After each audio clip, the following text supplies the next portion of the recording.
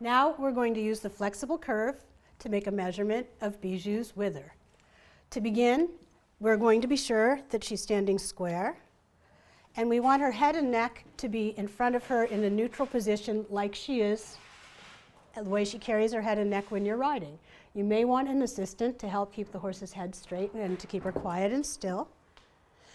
And the importance of having the neck in the same position it is when you're riding is that raising and lowering the neck dramatically changes the angle of the horse right here in the area of the wither and shoulder where we'll be measuring. To find the proper spot to take your measurement, we're going to look for the place where the front edge of your saddle tree fits, which is behind the back edge of the scapula. The bony mass of the scapula should be easy to find and feel on most horses. If your horse is very fleshy, you may have to press quite hard to find the scapula. You'll take 2 fingers, putting your middle finger behind the bony mass of the scapula, and your index finger will represent the line where you'll lay your flexible curve.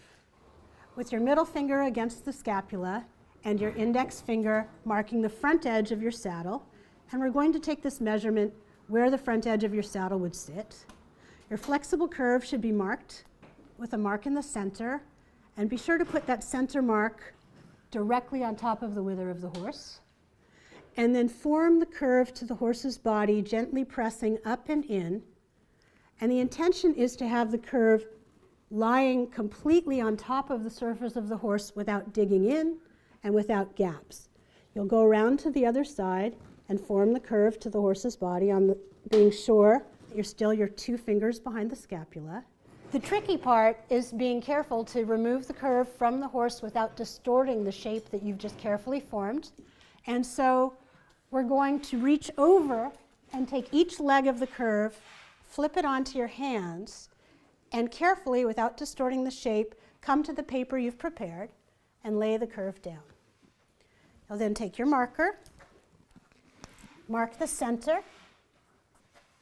and then supporting the curve, trace the inside.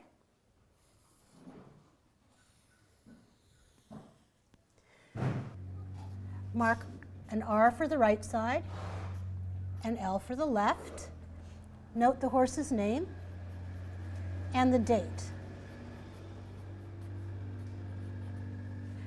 And you've now completed your wither tracing behind the shoulder.